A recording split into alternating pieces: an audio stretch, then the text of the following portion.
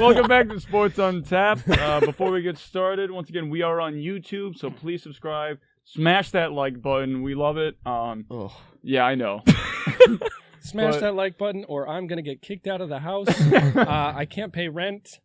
But we are also on Instagram, TikTok, Twitter, Facebook, on all the social medias. Also, for just the podcast alone, we're on Apple Podcasts, Spotify, all the major podcast distributors, platforms. That's the better word to use. Either way, you can find us. I brought up the Bucks a little while ago. They lost again against the Chiefs, actually, Sunday. I mean, I know it was a crazy game, but there seems to be tension between Tom Brady and Bruce Arians. It is just growing more like week by week. So is the tension between player and coach Tom Brady, Bruce Arians gonna affect them in the playoffs? No, I don't think so. Just because I think it's just a weird feeling. It's gonna be. I mean, it's what they're 7-5 now. Is that because they lost? Yeah, yeah. So I mean, there's a lot of games under the belt together now, but Brady has been with Belichick for 2 decades, and Belichick was the king of like not really giving the media anything. Belichick never really trashes players. He never really to the media at least. He'll trash them in the locker room. That's different. But like Bruce is completely different. If you listen to his interviews, like Bruce loves the media. Like he'll tell them everything. He's literally telling the media what Brady's doing wrong and how he's not happy with him. Like it's different. It's a different feel for Brady. I don't think Brady enjoys it, but I just think because they're grown ass men. They're gonna get over it. I think, but because especially as we know, come playoff time, Brady, when he's locked in, that dude's a different animal, and like nothing affects this man. So I think that's gonna be fine. So my thing is, I think if it just keeps building and getting worse, I think it will affect him in the playoffs. Because I mean, they have been so inconsistent this year. They're either looking like Super Bowl contenders, they're gonna win it, bound or bust. Yeah, exactly. But then it's just like the next week, it's like you guys, it looks like you've never played together. What's going on? So I think that part of that is between the coach and the player there. My big thing is, Bill, back in New England, I think Bill had so much control over Tom, where Tom was like, screw this, I'm out, I'm done, like, I'm good at football, I know football well, I want to go somewhere where I have more leeway. I think Bruce has got to reel it in a little. With the news coming out where Tom Brady is making all the offensive play calls, I get Tom Brady is the GOAT, or if you don't think he's a top guy, he's a Hall of Fame guy, he shouldn't be making all the play calls. It's a different offense. And I get he wants to have these big throws and whatnot, but you need to kind of put him in his place here and there and be like, let's play the underneath game, Tom. You're good at the underneath game. Tom, and I'm not saying don't let him call audibles, like let Tom be Tom, but why do you have an offensive coordinator? Why is he not making the play calls?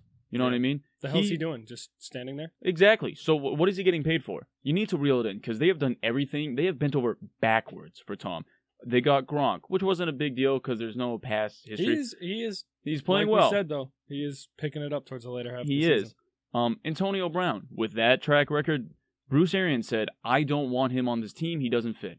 As soon as he's eligible to be signed, he's on the Bucs. They have bent over backwards. They've given Tom Brady everything he wants, and he's playing inconsistent. I'm sorry, you got to reel it in and be like, hey, I'm the coach. You're going to listen to me now because we should be a better team than this. I'm not saying we should be they should be undefeated. Are you placing more blame on Brady or more blame on Bruce Arians? I want to say Bruce because he's the coach. If you're the coach, you need to take a hold of it. I've never liked Bruce Arians. Because if you say Brady, go make the play calls, okay, well then he's going to go do it. That's not his fault that he's being given that ability to make the play calls. Yeah, Bruce, you got to step in and be like, okay, yeah, we're going to have an offensive play caller because that's what we pay him for. We pay you to be quarterback. Well, and I get Brady is different because he has such a knowledge about it, but he keeps throwing deep where it's like, Tom, that's not your game. I get you have all these weapons, but play the underneath game a little more. Well, one of the reasons I don't like Bruce Arians, just as a coach, is look what he did with Jameis Winston. The guy threw for over 5,000 yards, 30 touchdowns, 30 interceptions. That is a wild stat line. Even when, like, he's always been one of those, like, push it downfield, risk it for the biscuit. Like, it's what he's known for. It's what he does. Yeah, it's what he does. The difference is Brady has never done that. So you're asking Brady to play a totally different style, and then when it's looking at Brady's stats too, it's not like he even had like a crazy bad, like other than that Saints game, like he hasn't had like an abysmal week. Even against the Chiefs, he had 400-something passing yards. But the 11 interceptions right now is wild to me because Brady, like he doesn't do that. Exactly, you're asking him to like force the ball downfield and like you're asking him to do things that you shouldn't be doing. They're not though. He's doing that to himself. So that's why I think it's Bruce. I think it's that offense. I think it's the play calls. Well, yes, it's clear that offense, but you're telling me they don't have more underneath plays? I'm sure they do, but they're not calling them like they're. You know why? Because Tom, you got to reel it in and be like, Tom, you're clearly not making the right calls. The coach has to step in and say, hey, because Tom's always said, I'm the player, he's the coach. Okay, then the coach needs to step in and be like, hey, I'm like, Tom is no bum, clearly. No.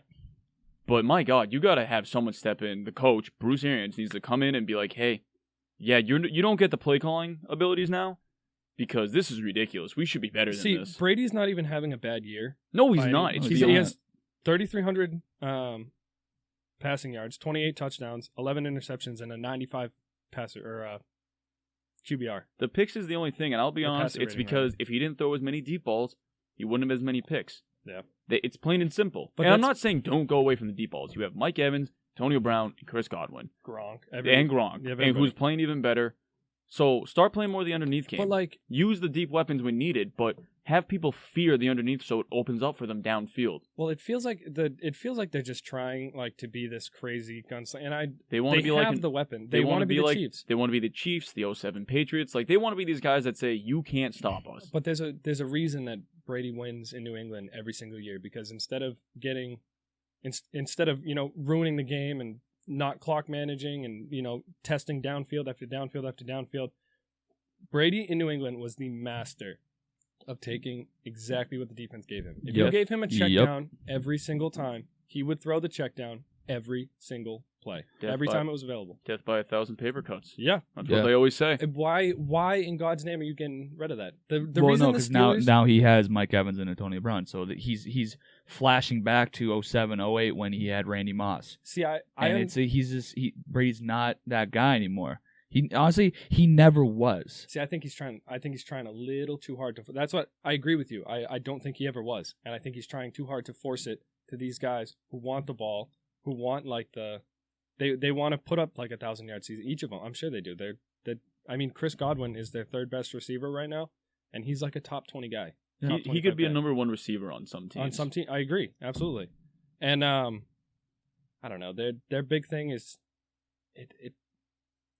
I don't know. They're getting too far away from themselves. Like one of the reasons the Steelers are as good as they are, other than that crazy defense, is they don't make mistakes. Yeah. They are playing mistake-free football on offense. Ben Roethlisberger is doing his job, letting the defense do theirs, and Tampa Bay has a good defense. So it's like I don't know why they're not. Guys, go right.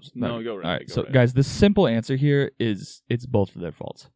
Yeah, it's both. I think it's an ego thing, completely. To be completely honest, as you know, some people in this region want to say, they don't think Brady has an ego. He has one of the biggest ones in the entire league.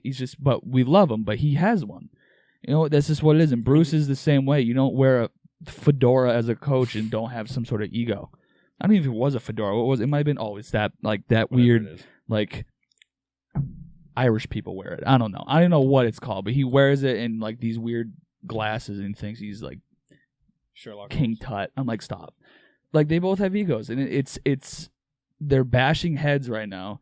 But I think it would be a problem if Brady was younger and in a young hotshot more as where now he's obviously he's way more mature, and they'll both come to an understanding of where they need to be. They got to get it figured out by playoffs. Have to.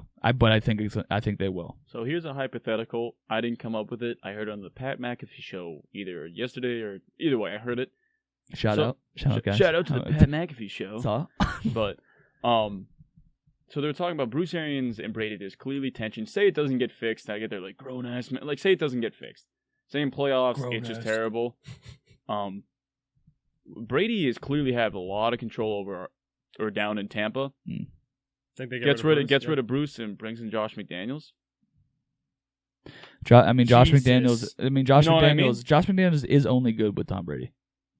But this is what I'm saying. So if you bring him there, Josh knows what With Tom's all like. those weapons. Tom works well with it. You give Josh all those weapons, and Tom clearly has a say down there. As much as Bruce doesn't want to say he does, like Tom doesn't. If I'm Bruce knows that Tom clearly has a say there, but he's like, no, Tom just kind of.